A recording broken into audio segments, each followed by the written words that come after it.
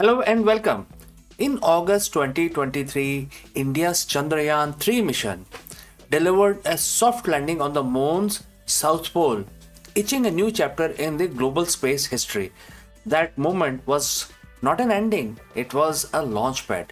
Today, the Indian Space Research Organization ISRO is not just aiming for the moon, it is mapping out a full scale, decade long expansion that is unprecedented in its scope.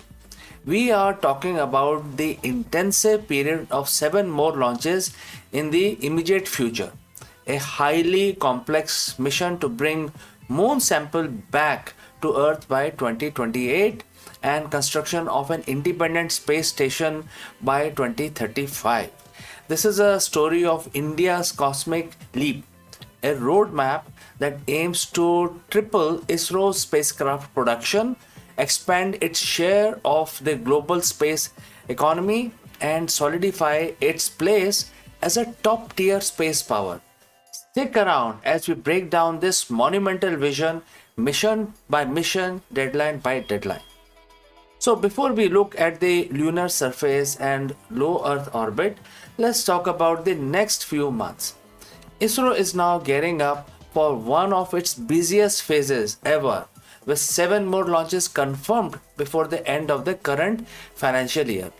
This isn't just about launching satellites, it's about fundamental transformation of India's space infrastructure. These communication satellites and mix of mission utilizing the PSLV and the heavier GSLV vehicles. But one launch in particular signals a historic shift, the upcoming flight of the first PSLV entirely manufactured by Indian industry partners. This is not just a technological achievement, it's an economic one. It proves India's growing self reliance and its ability to scale production massively. The goal is ambitious. ISRO aims to triple its annual spacecraft production within the next 3 years. Why?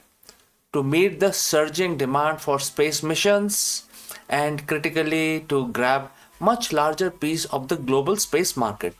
Currently at about 2%, India aims to reach 8% of the global space economy by 2030. Meanwhile, the path to putting Indian astronauts into space, the Gaganyaan mission, is firmly on track. ISRO Chairman V. Narayanan confirmed that while the schedule for some uncrewed test missions have been adjusted, the core plan to send the crewed mission in 2027 remains unchanged. This immediate surge of 7 launches is the vital engine of this entire plan. Each successful mission is a stepping stone, validating new technologies, training the workforce, and raising the financial capital needed to tackle the next enormous challenge, which is the Chandrayaan 4. The success of Chandrayaan 3 was historic. The challenge of Chandrayaan 4, however, is of a different magnitude entirely. This is India's first ever lunar sample return mission officially targeted for 2028. A sample return mission is vastly more complex than a soft landing. Only 3 nations have achieved this feat: the United States, Russia, and China. Chandrayaan 4 aims to make India the fourth. So, how will this work? This isn't a single spacecraft, it's a meticulously coordinated ballet of 5 distinct modules, launched in a dual rocket strategy using the LMV-3 vehicles. First, the descender, the land near the Chandrayaan 3 site, the Shiv Shakti point, equipped with robotic arm and drill. It will collect and seal up to 3 kilograms of pristine lunar soil and different rocks, including subsurface samples. Second, one of the sample are stored and secured. The tiny ascender module launches off the moon surface, leaving the lander behind. It enters a low lunar orbit carrying the precious cargo. This is where the mission gets truly difficult and requires a leap in Indian technology. Orbiting docking. The ascender has to rendezvous and dock with the transfer module in lunar orbit. This requires perfect autonomous alignment, a capability ISRO has been developing through its SpaceX Space Docking Experiment program. The transfer module then takes the sample and crucially set a course back towards the Earth. The final piece, the re-entry module, separates, endure the fiery plunge through the Earth atmosphere and parachutes to a safe landing with the sample and completely intact. The scientific value of the sample is immense. They offer a direct window into lunar geology, the distribution of resources, and the history of our solar system, further establishing India's critical presence in the international lunar exploration efforts.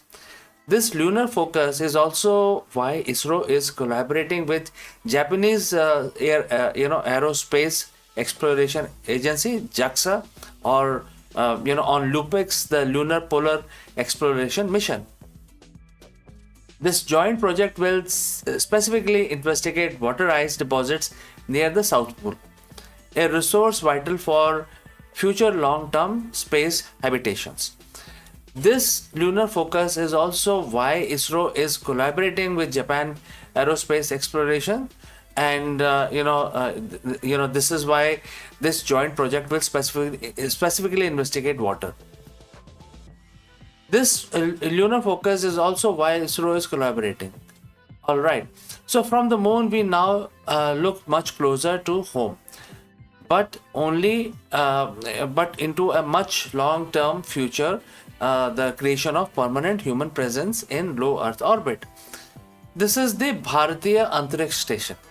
India's greatest goal is to build, launch, and operate its own independent space station by 2035.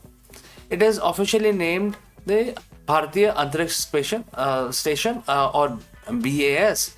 This will make India the third nation in the world, alongside the US-led ISS partner and China's Tiangong, to operate its own independent crewed orbital outpost. The BASS will be a modular station, meaning it will be built in pieces or modules over several years.